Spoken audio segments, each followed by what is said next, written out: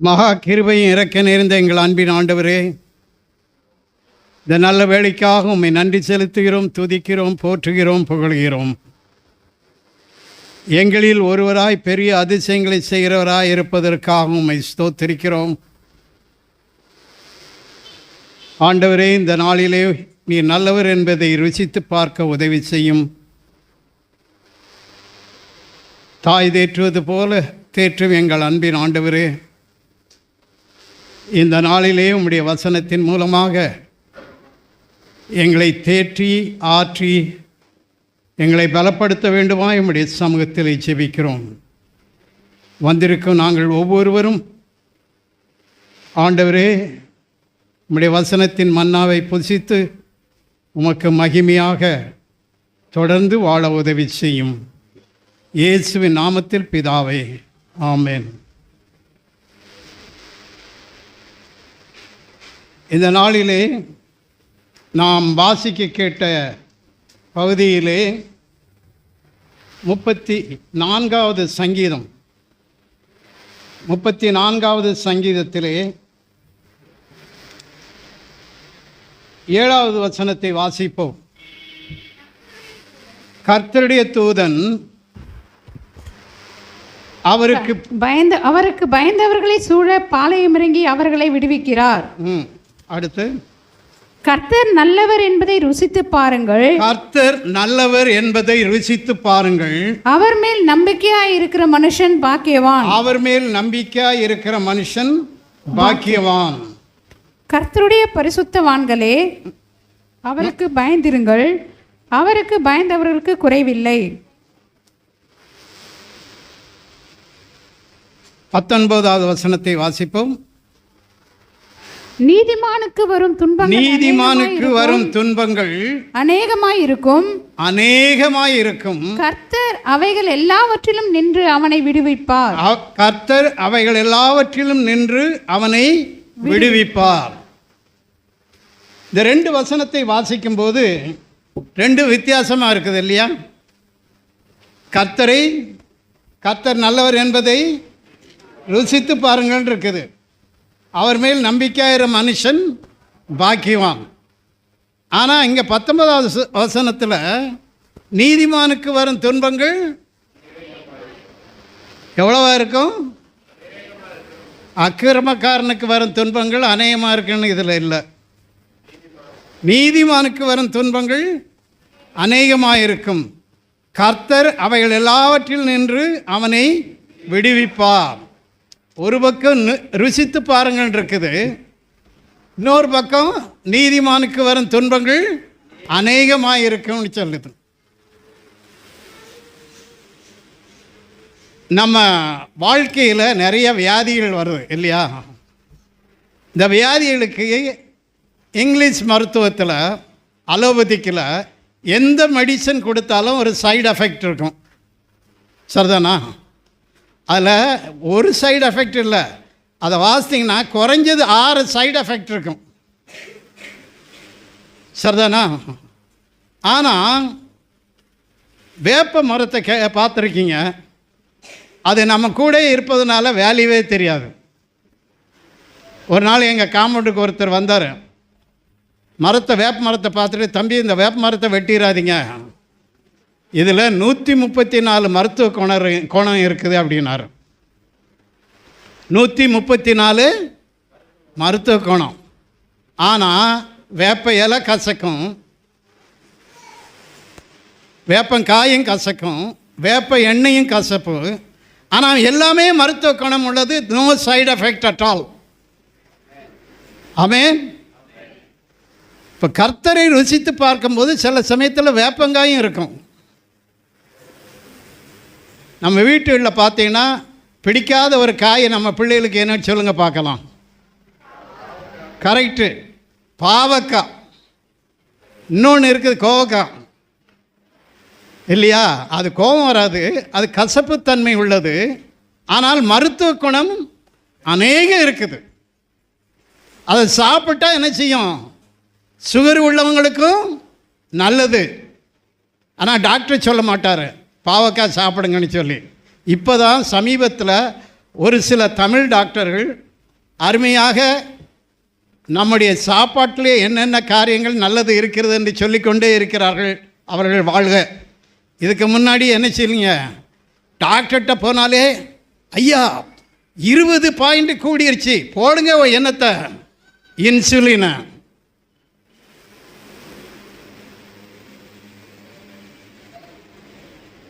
நான் ஏன் இதை சொல்கிறேன் என்றால், ருசித்து பார்க்கும்போது சிலவைகள் கசப்பாகவும் இருக்கும், துவர்ப்பாயும் இருக்கும்.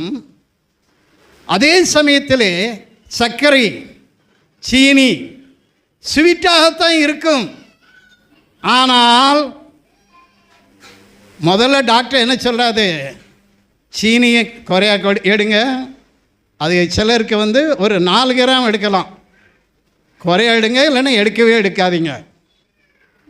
அதை ருசிச்சே பார்க்காதீங்க.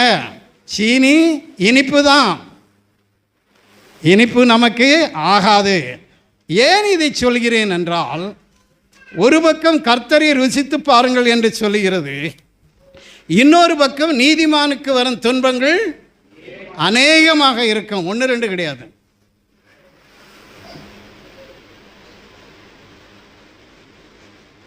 ஏன் ருசித்து பார்க்க வேண்டும்? அதுதான் முக்கியமான காரியம். இந்த வசனத்தை 7வது வசனத்தை பார்க்கும் 7, 6, 5, 4, 3 நாம் வாசிக்கும்போது 3வது வசனத்திலே 1 - 3 வரை நாம் வாசிக்கும்போது தேவனை மகிமைப்படுத்துவதை பற்றி இருக்கிறது. சரிதானா? துதிக்கிறதை பற்றி, ஸ்தோத்தரிக்கிறதை பற்றி, மேன்மை பாராட்டுவதை பற்றி. அடுத்து என்னோடு கூட என்ன செய்யணுமா? 3வது வசனம், கர்த்தரை மகிமைப்படுத்துங்கள், நாம் ஒருமித்து அவர் நாமத்தை உயர்த்துவோமாகன்னு இருக்குது. தேவனை துதிப்பது நல்லது. அதனால தான் சங்கீதக்காரன் எப்போது பார்த்தாலும் கர்த்தரை துதிப்பதை நாம் வாசிக்கிறோம். ஆனால் கர்த்தரை ஏன் ருசித்து பார்க்க வேண்டும்? 4 முக்கியமான காரியங்களை இதிலிருந்து வாசிக்கிறோம். 1, நான் கர்த்தரை தேடினேன், அவர் எனக்கு செவி கொடுத்து என்னுடைய எல்லா பயத்திற்கும் என்னை நீக்கலாக்கி விட்டார்.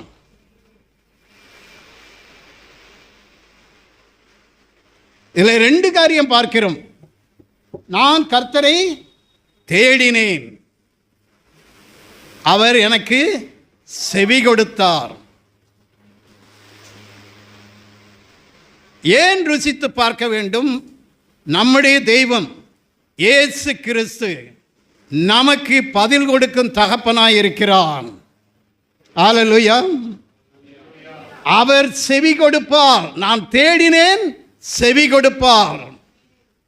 இதுக்காக எங்கேயும் போய் அலைய வேண்டாம். காசில் இருக்கிறவன் எங்கே வரான்? ராமேஸ்வரத்துக்கு வரான். ஆட்சி செய்கிறவர்கள் கூட தேடி வராங்க. ராமேஸ்வரத்தில் உள்ளவங்க எங்கே போகிறாங்க? காசிக்கு போகிறாங்க. ஆனால் இருந்த இடத்திலே உனக்கு பதில் கிடைக்கும் என்று சொல்லும் இயேசு கிறிஸ்துவை அவர்களுக்கு ஏற்றுக்கொள்ள விருப்பமில்லை. ஏனென்றால் அவர் இருக்கிறார், நேற்றும் என்றும் மாறாத தெய்வமாக இருப்பதனாலே மனிதன் தேடிக்கொள்ள வேண்டிய அவசியம் இல்லை. மற்ற தெய்வங்களை தேடி செல்ல வேண்டியது இருக்கிறது. என் தேவன் என்னை தேடி வந்தார். ஹல்லேலூயா. என் தேவன் என்னை தேடி வந்தார். அதனால தான் இங்கே பார்க்கிறோம், நான் கூப்பிட்டேன், அவர் என்ன செய்தார்? செவி கொடுத்தார். தேடினேன், செவி கொடுத்தார். என் அருமையானவர்களே, இந்த நாளிலே சில சமயங்களிலே அது வேப்பங்காயை போல நமக்கு பதில் கிடைக்காவிட்டாலும் கூட, ஆனால் கடைசியிலே அந்த மருந்து என்ன செய்யும்? நம்மை சுகப்படுத்தும். சில சமயங்களிலே தேவன் நாம் நினைக்கிற போல என்ன செய்ய மாட்டார்? பதில் தர மாட்டார். சில நிறைய சமயங்களில் கிறிஸ்தவர்கள் செய்யக்கூடிய ஒரு தவறு, ஒரு நீண்ட பெட்டிஷனை எழுதிட்டு, ஆண்டவரே நீர் எதை செய்யும், எதை செய்யும், எதை செய்யும், எதை செய்யும்னு சொல்லி, அது யாருக்காக இருக்கும்? தனக்கும் தன் குடும்பத்துக்கு தான் இருக்கும், மற்றவங்களுக்காக இருக்காது. கீழே மட்டும் நீர் கையெழுத்து போட்டுரும் ஆண்டவரே. இப்படி தான் நிறைய பேர் ஏமாற்றி சொத்து வாங்குறாங்க இல்லையா? ஏசாமிட்டையும் ஏமாற்றி சொத்து வாங்குறதுக்கு பார்க்குறோம். எல்லாம் சொல்லிட்டு கீழே மட்டும் ஒரு கையெழுத்து போட்டுரும். அதல்ல தேவன் செய்யக்கூடிய காரியம். ருசித்து பார்க்கும்போது கசப்பாகவும் இருக்கும், துவர்ப்பாகவும் இருக்கும், புளிப்பாகவும் இருக்கும். ஏன் இதை சொல்கிறேன் என்றால், நம்முடைய வாழ்க்கையிலே தேடும்போது தேவன் செவி கொடுப்பார், நிச்சயமாய் கொடுப்பார், அதில் சந்தேகமே இல்லை. ஆனால் நாம் நினைக்கிறது போல கொடுக்க மாட்டார்.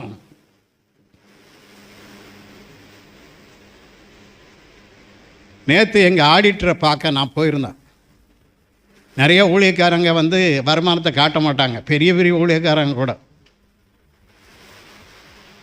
ஆனால் நான் 1995 வருமான வரி கணக்கை காட்டிக்கொண்டு தான் இருக்கிறேன்.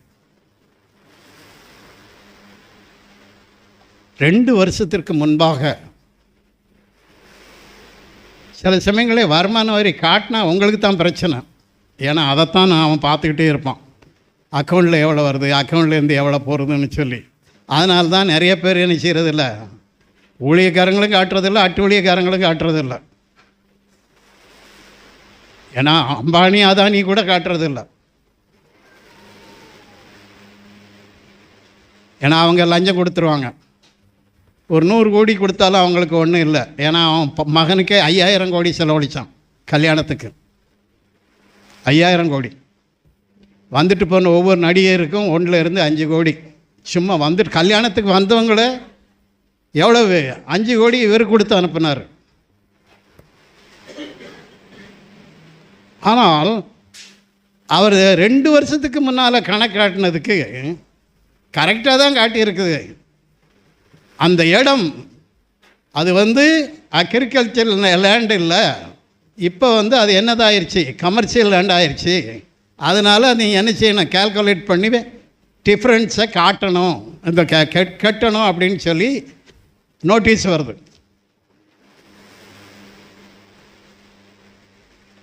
கர்த்தர் நல்லவர் என்பதை ருசித்து பாருங்கள். ஏன் நமக்கு இது வர வேண்டும்? உண்மையிலே இப்போ இருக்கிற சூழ்நிலையில் அதை கட்டுறதுக்கு என்கிட்ட காசு கிடையாது, கட்டி தான் ஆகணும், ஏமாற்றிட்டு ஓட முடியாது. அதே போல் இன்னொருவர் சென்னையில் இருந்து நேற்று தான் இது எல்லாம் நடந்தது. நேற்று அவர் ஒன்று கூப்பிட்டுட்டு அவர் ஒப்பாரி வைக்கிறார் அவருடைய வாழ்க்கையில் நடந்த காரியங்களை. ஏன் இது நடக்க வேண்டும்? கர்த்தர் நல்லவர் என்பதை ருசித்து பாருங்கள் என்று சொல்லும்போது நல்லவர்களுடைய வாழ்க்கையிலே ஏன் இதெல்லாம் நடக்க வேண்டும்? நடக்கும். ஆனால் தேவன் என்ன சொல்கிறார்? முதலிலே நான் தேடினேன், அவர் செவி கொடுத்தார். நிச்சயமாய் தேவன் நம்முடைய வாழ்க்கையின் ஒவ்வொரு பிரச்சனைகளுக்கும், பாடுகளுக்கும், துன்பங்களுக்கும், துயரங்களுக்கும் அவர் பதில் தருவார். அல்லேலூயா.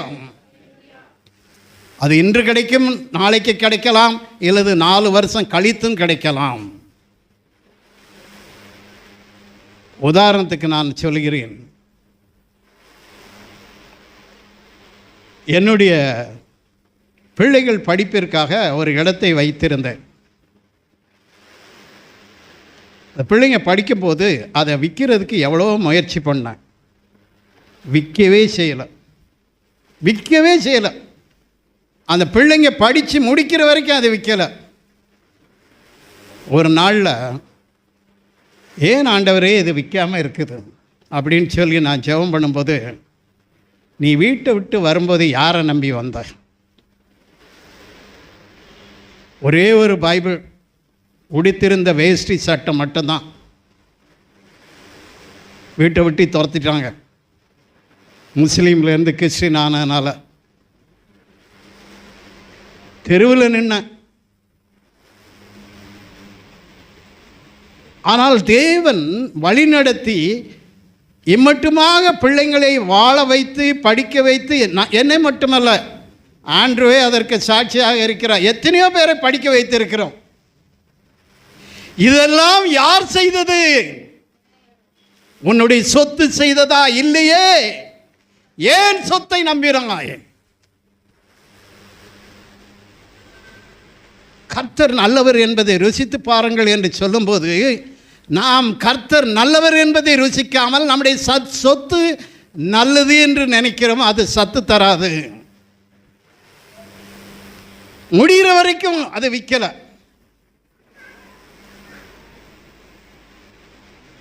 வெறும் 5 லட்சத்துக்கு வித்துடலாம்னு சொல்லி நான் முயற்சி பண்ணேன். விற்கவே செய்யலை. படித்து முடிச்சிட்டாங்க எல்லாரும், விற்கலை. திடீர்னு ஒரு நாள் எனக்கு ஒரு லெட்ரு வருது, இந்த இடத்த நாங்கள் வாங்கிக்கிறோம், கொடுத்துட்றீங்களான்னு கேட்டார். கொடுத்துடலான்னு சொன்னா எழுதுனா 5 லட்சத்துக்கு விற்கிறோம்னு சொன்னதை 60 லட்சம் கிடைச்சதுயா. ஹல்லேலூயா. அந்த 60 லட்சம் நான் எடுக்கலை. ஜோலார்பேட்டில் ஸ்கூல் நடத்திக்கிட்டு இருந்தோம். ஒரே 3 மாதத்தில் 60 லட்சத்திற்கு 2 பில்டிங் கட்டிட்டோம். ஹல்லேலூயா. என் பிள்ளைகள் படிக்கும்போது அது விற்கவில்லை. கர்த்தர் நல்லவர் என்பதை ருசித்துப்பா. என் பிள்ளைகளுக்கு அது விற்கலை. என்னுடைய அநேக பிள்ளைகள், இலவசமாக படிக்கக்கூடிய பிள்ளைகள் நல்லபடியாக படிக்க வேண்டும் என்று சொல்லி ஜோலார்பேட்டிலே பெரிய ப்ளே கிரவுண்டோடு நல்ல பில்டிங்கோடு இருந்த நான் ஸ்கூல் நம்ம ஸ்கூல் தான். ஹல்லேலூயா. Matriculation school. நான் ஏன் சொல்கிறேன் என்றால், சில சமயங்களிலே தேடுவோம். தேடினாலும் சில சமயங்களே ஆண்டவர் என்ன செய்ய மாட்டார்? பதில் கொடுக்க மாட்டார்னு இல்லை, அமைதியாக இருப்பார். ஏற்ற காலத்தில் என்ன செய்வார்? பதில் தருவார். ஹல்லேலூயா. முதல்ல கொடுத்தாலும் கெட்டு போயிடுவோம், கடைசியில் கொடுத்தாலும் கெட்டு போயிடுவோம். கரெக்டான சமயத்தில் என்ன செய்யும்? அதை வந்து சேர்ந்துடும். அதே போல தான் நேற்று எனக்கு ஆண்டவர் கொடுத்த சமாதானம் அதுதான். உன்னை காக்கும்படி நான் உன்னுடனே கூட இருக்கிறேன், பயப்படாதே. கர்த்தர் நல்லவர் என்று ருசித்து பார்க்க வேண்டும் என்றால் முதலிலே நாம் தேட வேண்டும். 2வது காரியம் என்ன பார்க்கிறோம் இங்கே? தேடும்போது அவர் என்ன செய்கிறார்? எல்லா பயத்திற்கும் நம்ம என்ன செய்கிறார்? நீக்கலாக்கி விடுவிக்கிறார். பயம், எல்லாத்துக்கும் பயம். யாராவது பயப்படாதவங்க இருக்காங்களா? சின்ன பிள்ளைங்களில் நாங்கள் விளையாண்டுருக்குறோம். பிள்ளைங்கிட்ட ஒருத்தருக்கு ஒருத்தர் என்ன செய்வோம்? பயப்படுறியா அப்படின்னு சொல்லி கேட்போம். நான்லாம் பயப்பட மாட்டேன் அப்படிம்பாங்க. சரி அப்படின்னு சொல்லிட்டு இப்படின்னா கண்ணை என்ன செஞ்சிடும்? சிமிடி பாப்பா, இப்போ பயந்துட்டியா அப்படின்னு சொல்லுவோம். பயப்படாதவர்கள் ஒருவரும் கிடையாது. நீ பயப்படாமல் இருந்தேன்னா நீ ஹியூமனே இல்லை. மிருகங்களே பயப்படத்தான் செய்யும், இல்லையா? எல்லாருமே பயம். சில சமயத்தில் என்ன செய்வோம்? ரோட்டில் என்ன செய்வோம்? போகிறதுக்கு பயப்படும். என் மூத்த மகா சில சமயத்தில் சின்ன பிள்ளையாக இருக்கும்போது தனியாக போக பயப்படுவான். தம்பி 9 வயசு வித்தியாசம். அவனை இடுப்பில் தூக்கிட்டு போவான். இவர் பெரிய ப்ரொடெக்ட் பண்ணுற மாதிரி இடுப்பில் தூக்கிட்டு போகிறவர் என்ன செய்வாராம்? இவங்களை பாதுகாத்து கொள்வாராம். மக்களுக்கு இதே தான் பயம். ஏதாவது கண்டு பயப்படும். சின்ன வயசில் எனக்கு அந்த நிறைய இடத்துல அந்த அங்கே பேய் இருக்குது இங்கே பேய் இருக்குதுன்னு சொல்லுவாங்க பாருங்கள். அதில் சில குறும் பசங்க இருப்பாங்க. அதில் அந்த சமயத்தில் நான் ஒருத்தன். பேயாவது பிசாசாவது பார்க்கலாம் ஒரு கை இன்னைக்கு அப்படின்னு சொல்லி பிளானு. டேய் வாங்கடா போய் அந்த இடத்துல ஒரு கருவேல மரத்துக்கு அடியில் என்ன செய்யணும்? போனோம். அந்த இடத்துல தான் பேய். எந்த பேய்? என்னென்ன பேயாக இருக்குன்னு சொல்லுவாங்க, இருக்குதுன்னு சொல்லுவாங்க. அது கூப்பிட்ட போய் அந்த பேயெல்லாம் வரல, பயந்து ஓடிப்பிட்டான். அங்கெல்லாம் வேண்டாம்ப்பா அப்படின்னு. அங்கே அந்த பக்கத்தில் ஒரு கட்டடம் கட்டினாங்க. அதனால் அந்த மரத்துக்கு அடியில் அழகாக மணல் என்ன செஞ்சுருந்தாங்க, போட்டிருந்தாங்க. ராத்திரி நேரத்தில் இதமான அருமையான அந்த வெதரில் மணலில் படுத்தா எப்படி தூக்கம் வரும் தெரியுமா? பெட்ஷீட்லாம் விரிக்கக்கூடாது, மணலில், வெறும் மணலில் படுக்கணும். நல்ல தூக்கம் வரும். அதுவும் வாலிய பிள்ளைங்களுக்கு, ஓடி ஆடி அங்கங்கே விளையாண்டவங்களுக்கு தூக்கத்துக்கு கேட்கவே வேண்டாம். சரி பார்ப்போன்னு சொல்லி நானே போய் படுத்துட்டேன். படுத்தா நல்லா தூக்கம் வந்துச்சு. காலையில் எழும்புனேன், பிசாசையும் காணோம், பேயும் காணோம். நீயே பிசாசு, அந்த பிசாசு எப்படி வரும்? ஓடி போயிடாத.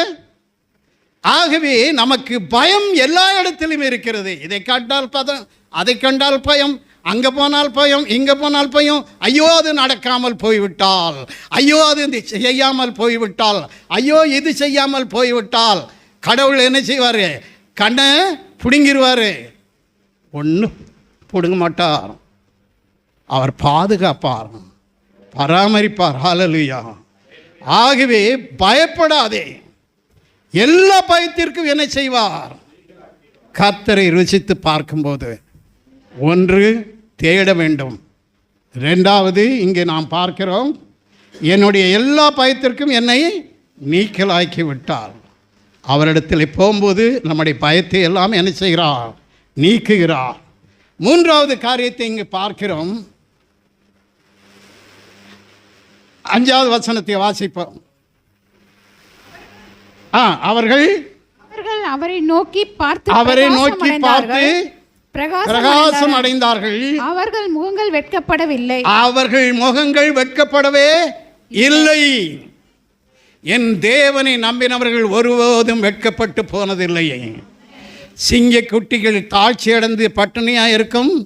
கர்த்தரை தேடுகிறவர்களுக்கோ ஒரு நன்மையும் குறைபடாது. நீ வெட்கப்பட மாட்டாய். இன்று ஒருவேளை என்ன செய்யலாம்? அது நடக்காத போல இருக்கலாம். ஆனால் தேவன் நிச்சயமாய் உனக்கு உதவி செய்வார். ஒரு நாளும் உன்னை வெட்கப்பட பிரகாசம் அடைவார்கள். ஹல்லேலூயா. நான் இதை ஏற்கனவே சொல்லியிருக்கிறேன்.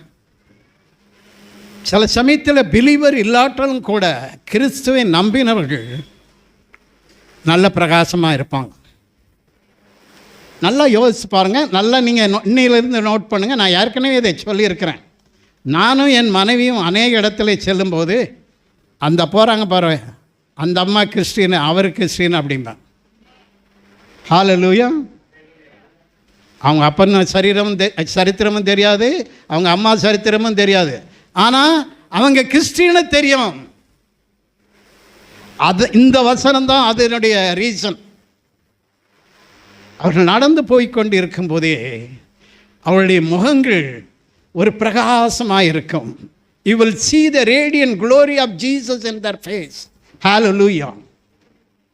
You can see utterly. அவருடைய மகிமையை அவர்கள் சுற்றி, அவர்கள் முகத்தை சுற்றி பிரகாசிப்பதை நீங்கள் பார்க்கலாம். சேலஞ்ச் பண்ணுறேன், பாருங்க. எப்படி தெரியும்னு கேட்பாங்க. எனக்கு தெரியும், போய் கேளு.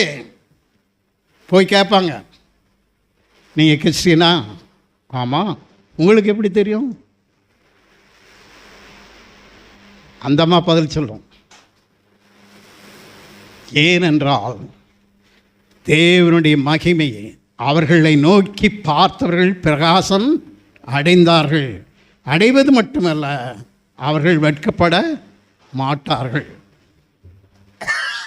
என் அருமையானவர்களே, உங்களுடைய வாழ்க்கையிலே ஒருவேளை நிறையா ஏற்கனவே நாம் பார்த்தபடி வேதனைகள், சோதனைகள் இருந்தாலும் தேடுங்கள். உங்களுடைய முகங்கள் பிரகாசம் அடையும். நீங்கள் ஒரு நாளும் வெட்கப்பட மாட்டீர்கள். கொஞ்ச நாளைக்கு அப்படித்தான் தெரியும். ஊழியத்தில் இருந்தாலும் நான் அடிக்கடி சொல்லுவேன், ஊழியத்தில் இருந்தால் தான் நிறைய பிரச்சனைகள் வரும். நான் அடிக்கடி சொல்லுவேன், தெருவில் போகிற ஒரு நாய் கூட நம்மளை வித்தியாசமாக லுக்கு விட்டு போகும். பைத்தியக்கார பெயர் ஊழியத்துக்கு வந்திருக்கிறான், பிழைக்க தெரியாதவன். ஏன்டா நீ படிச்சிருக்கிறீல்ல, போய் எங்கேயாவது ஒரு பைபிள் காலேஜில் வேலை செய்ய வேண்டியதானே, இதில் எதுக்கு இருக்கிற சொல்லுவாங்க. ஆனால் அவன் நம்ம டேபிளில் உட்காந்து சாப்பிட்டுட்டு போயிருப்பான். புரியுதா நான் சொல்கிறது? எல்லாம் செய்வாங்க. அதே சமயத்திலே ஒரு ஆஃபீஸில் நீங்கள் வேலை செய்கிறீங்கன்னா அந்த வரம் பாரு ஏசாமி அப்படிம்பான். ஏசாமியை கேலி பண்ணுறாராம் அவர். இவர் நியாயமாக இருக்கிறதுனால. இங்கே வந்தவாசி இந்த பகுதியில் சிடி சாமுவேல்னு ஒரு அக்ரிகல்ச்சர் ஆஃபீஸர் இருந்தார். Straight forward man. கிட்டத்தட்ட ஒரு 37 தடவை என்னமோ அவருக்கு ட்ரான்ஸ்ஃபர். அவர் ஊழியத்திலையும் நல்லா ரொம்ப இன்ட்ரெஸ்டாக இருப்பார். ஒரு நாள் நான் ராணிப்பேட்டையில் ஒரு ரெஸ்டாரண்ட்டில் சாப்பிட்டுட்ருக்குறேன். ரொம்ப தூரம் எஸ்எம்ஹெச் ஹாஸ்பிட்டல்லேருந்து ரொம்ப தூரம் ஒன்றும் கிடையாது. அப்போ 2 பேர் சாப்பிட்டுக்கிட்டு இருக்கிறாங்க பக்கத்தில். சிடி சாமுவேல் ஐயாவை பற்றி அவங்க 2 பேரும் பேசுகிறாங்க. சரியான மனுஷையா, ஸ்ட்ரெயிட் ஃபார்வர்டு, ஒரு பைசா வாங்க மாட்டான். எத்தனை தடவை தூக்கி அடிக்கிறாங்க, அவர் அழைக்கவே செய்யலை. அதுவல்லவா சாட்சி. ஹல்லேலூயா. ஆண்டவர் அவரை ஒரு நாளும் என்ன செய்ய விடலை. அவரை நோக்கி பார்த்தவர்கள் என்ன செய்தார்கள்? அந்நிய ஜாதிகளுக்கு முன்பாக பிரகாசம் அடைந்தார்கள். ஹல்லேலூயா. அவர் சொல்ல அந்த சாட்சி, அவர் நிறைய இடத்துல சாட்சி சொல்லியிருக்கிறாரு மிஷனரி மீட்டிங்கில். ஆனால் அவரை குறித்து யார் சாட்சி சொன்னார்கள்? புறஜாதியிலிருந்து வந்தார்கள். அதுதான் சாட்சி. ஹல்லேலூயா. இங்கே சாட்சி சொல்கிறதுனால மட்டுமல்ல, நம்மளை குறித்து பொய் சாட்சின்னு சொல்லுவாங்க, மோசமான சாட்சின்னு சொல்லுவாங்க. ஆனால் நற்சாட்சி நமக்கு கொடுக்கும்போது அது யாருக்கு மகிமை போகிறது? ஹல்லேலூயா. ஓகே, கர்த்தர் நல்லவர் என்பதை ருசித்து பார்க்கும்போது அவரை தேடினேன், அவர் எனக்கு என்ன செய்தார்? செவி கொடுத்தார். 2வது, பயங்கள் எல்லாவற்றையும் நீக்கலாக்கி நம்மை விடுவித்தார். 3வது, நம்முடைய முகங்கள் என்ன செய்கிறது? பிரகாசிக்கிறது. 4வது காரியம் இங்கு நாம் பார்க்கிறோம், இந்த ஏழை கூப்பிட்டான், கர்த்தர் கேட்டு அவனை அவன் இடுக்கண்கள் எல்லாம் நீக்கலாக்கி ரட்சித்தார். ஹல்லேலூயா. இதுதான் சாட்சி. எல்லாவற்றையும் நீக்கலாக்கி ரட்சிப்பார். ஹல்லேலூயா. என் அருமையானவர்களே, எந்த டேக்ஸி, எந்த இன்கம் டேக்ஸி, யார் வந்தாலும் பிரச்சனைகள் இருந்தாலும் சோதனைகள் இருந்தாலும் தேவன் எல்லாவற்றையும் என்ன செய்வார்? நீக்கலாக்கி விடுவிப்பார். ஹல்லேலூயா. கர்த்தர் நல்லவர் என்பதை ருசித்து பாருங்கள். அதே சமயத்திலே நாம் இங்கே பார்க்கிறோம், நீதிமான்களுக்கு வரும் துன்பம் அநேகமாக இருக்கும். யோபுக்கு துன்பம் வரவில்லையா? இரட்டத்தனையான ஆசீர்வாதம். பவுலுக்கு துன்பம் வரவில்லையா? பவுலை போல ஊழியம் செய்தவர்கள் இன்றும் இந்த உலகத்தில் யாரும் பிறக்கவில்லை. ஹல்லேலூயா. எவ்வளவு டெவலப்மெண்ட்டு, எவ்வளவு ஐடி இண்டஸ்ட்ரியுடைய டெவலப்மெண்ட் எல்லாம் இருந்தாலும் கூட அந்த மனிதர் ஊழியம் செய்தது போல யாரும் என்ன செய்யவில்லை. அந்த மனிதர் சர்ச் பிளான்டிங் அல்லது சபைகளை கட்டினது போல யாரும் என்ன செய்யவில்லை. அந்த ஊழியர்கள் மற்ற ஊழியர்கள் என்கரேஜ் பண்ணது போல் இந்த நாட்கள் என்ன செய்வான்? நீங்கள் நினைக்கிறீங்க செக்குலர் ஜாப்பில் தான் இருக்குன்னு சொல்லி, ஊழியத்திலேயே என்ன செய்வாங்க? ஒருத்தங்கால பிடிச்சி என்ன செஞ்சிருவாங்க? இழுத்து கீழே போட்டு அப்படியே குழிக்குள்ளே போட்டு தோண்டி என்ன செய்வாங்க? புதைச்சிருவாங்க. ஏன்னா நான் முன்னேறவில்லை, அவன் முன்னேறிட்டான், அவன் வரக்கூடாது. சாத்தா யாரே கொண்டு வேலை செஞ்சுருப்பான், முடியாதுன்னு சக ஊழியக்காரனை வச்சு என்ன செய்வான்? வேலை செய்வான். சாத்தான் வேலையை அவன் பார்த்துக்கிடுவான் அப்படின்னு. எல்லாவற்றிலிருந்து விடுவிப்பான். சோர்ந்து போகாதே. இந்த நாளிலே உங்களுடைய குடும்பத்திலே, உங்களுடைய தனிப்பட்ட வாழ்க்கையிலே பிரச்சனைகள் இருக்கலாம். எல்லாவற்றிலும் இருந்து உங்களை விடுவிக்க தேவன் வல்லவராக இருக்கிறார். கர்த்தர் நல்லவர் என்பதை ருசித்து பாருங்கள். அப்படி ருசிக்கும்போது ஆண்டவர் என்ன செய்கிறார்? 34வது வசனம், அதே வசனத்தை திரும்ப வாசிப்போம். கர்த்தர் நல்லவர் என்பதை ருசித்து பாருங்கள், அவர் மேல் நம்பிக்கை இருக்கிற மனுஷன் பாக்கியவான். ருசித்து பார்க்கறது மட்டும் இல்லை, அவர் மேலே என்ன செய்யணுமா? நம்பிக்கை இருக்கணும். அப்படி நம்பிக்கை இல்லாட்ட என்ன நடக்குதுன்னு சொல்லி நாம் வாஸ்த எபிரேயர் 6வது அதிகாரம் 5-6 வசனங்களை வாசிப்போம். இது நான் சொல்லவில்லை, வசனம் சொல்லுகிறது. தேவனுடைய நல் வார்த்தையையும் இனி வரும் உலகத்தின் பலன்களையும் ருசி பார்த்தும் மறுதலித்து போனவர்கள் தேவனுடைய குமாரனை தாங்களே மறுபடியும் சிலுவையில் அறைந்து அவமானப்படுத்துகிறபடியால் மனம் திரும்புவதற்கு ஏதுவாய் அவர்களை மறுபடியும் புதுப்பிக்கிறது கூடாத காரியம். ஜாக்கிரதை, நீ ருசி பார்த்தும் தேவனுடைய நாமத்தை விட்டு போகும்போது என்ன நடக்கிறது என்று பார். தேவனுடைய நல்வார்த்தையும் இனிவரும் உலகத்தின் பலன்களை ருசி பார்த்தும் எல்லாவற்றையும் அனுபவித்தும் என்ன நடக்குது? மறுதலித்து போனவர்கள் தேவனுடைய குமாரனை தாங்களே மறுபடியும் சிலுவையிலே அறைகிறார்கள். இதைவிட கொடுமையானது என்ன வேண்டும்? நீ நல்லவர், கர்த்தர் நல்லவர் என்பதை ருசி பார்த்து வாழ்ந்து வளர்ந்து உன்னுடைய பிள்ளைகளை ஆசீர்வதித்து அவர் உன்னை ஆளாக்கி விட்டிருக்கிறாரே, நீ ருசி பார்த்தும் மறுதலித்தால் மனந்திருப்பதற்கு ஏதுவாய் அவர்களை மறுபடியும் புதுப்பிக்கிறது கூடாத காரியம். ஜாக்கிரதை. என் அருமையானவர்களே, தேவன் உங்களுக்கு கொடுத்த எல்லா ஆசீர்வாதத்தை பெற்றும் நீங்கள் ஆசீர்வதிக்கப்பட்டும் அவருடைய ருசியை மறுதலித்தால் உங்களை தப்பிவிப்பது மிகவும் கடினம். ஆகவே கர்த்தர் நல்லவர் என்பதை ருசித்து பாருங்கள். அவர் செவி கொடுக்கிறார், பயத்திலிருந்து நீக்கலாக்கி விடுவிக்கிறார், நம்முடைய முகத்தை பிரகாசிக்க பண்ணுகிறார். எல்லா சூழ்நிலையிலும், எல்லா பிரச்சனைகளும், எல்லா பாடுகளிலிருந்தும் என்னை நீக்கி கொண்டு வந்து கொண்டிருக்கும் தேவன் உங்களையும் என்ன செய்வார்? நீக்கலாக்கி விடுவிப்பார். கல்யாணத்தை பற்றி 13 வருஷமாமா 15 வருஷம் இந்த சாட்சி சொல்லிகிட்டு இருந்தீங்கள.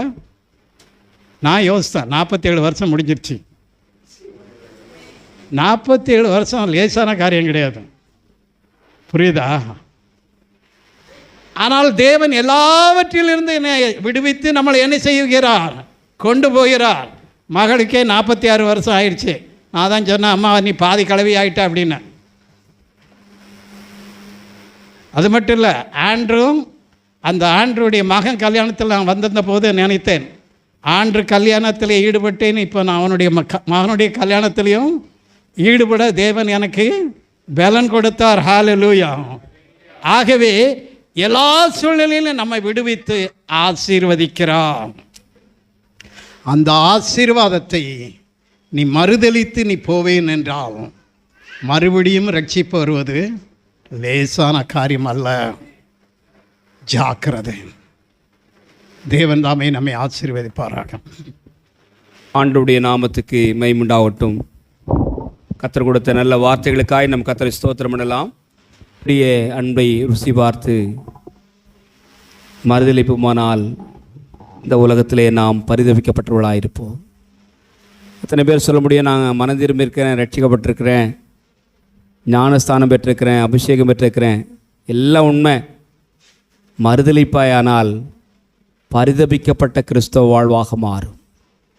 ஆண்டோடைய எச்சரிப்பு நமக்கு கடந்து வந்திருக்கிறது. ஜெபிப்போம். ஆண்டவரே, எங்களுக்காக இந்த உலகத்திலே வந்து உடைய சரீரத்தை ஒப்பு கொடுத்து இரத்தத்தையும் சிந்தி எங்களை மீட்டு கொண்டதற்காக உம்மை ஸ்தோத்திரிக்கிறோம். அதை நினைவு கூறும்படி இன்றும் எங்களை செய்ய வைத்ததற்காக உம்மை ஸ்தோத்திரிக்கிறோம். வந்திருக்கும் ஒவ்வொருவரையும் குடும்பங்களையும் ஆசீர்வதியும். நம்முடைய கர்த்தராகிய இயேசு கிறிஸ்துவின் கிருபையும் பிதாவாகிய தேவனுடைய அன்பும் பரிசுத்த ஆவியானவருடைய அந்யோன்ய ஐக்கியமும் என்றும் என்றும் சதா காலங்களிலும் நம் அனைவரோடும் கூட நம் குடும்பத்தோடு கூட எப்பொழுதும் இருப்பதாக. ஆமேன். கர்த்தரை ஸ்தோத்திரி, என் முழு உடைமை அவருடைய பரிசுநாமத்தை ஸ்தோத்திரி. என் ஆத்துமாவே கர்த்தரை ஸ்தோத்திரி, கர்த்தர் செய்த சகலவாளையும் மறவாதே. ஆமென்.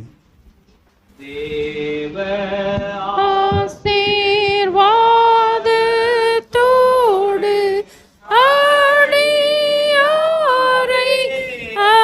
அனுப்ப வார்த்தையேனோ மாப்பத்தாலே போஷித்து வளர்ப்பியோ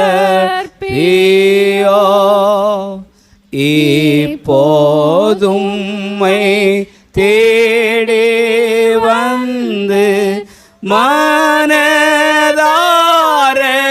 போற்றினோ மோட்சலோகத்தில்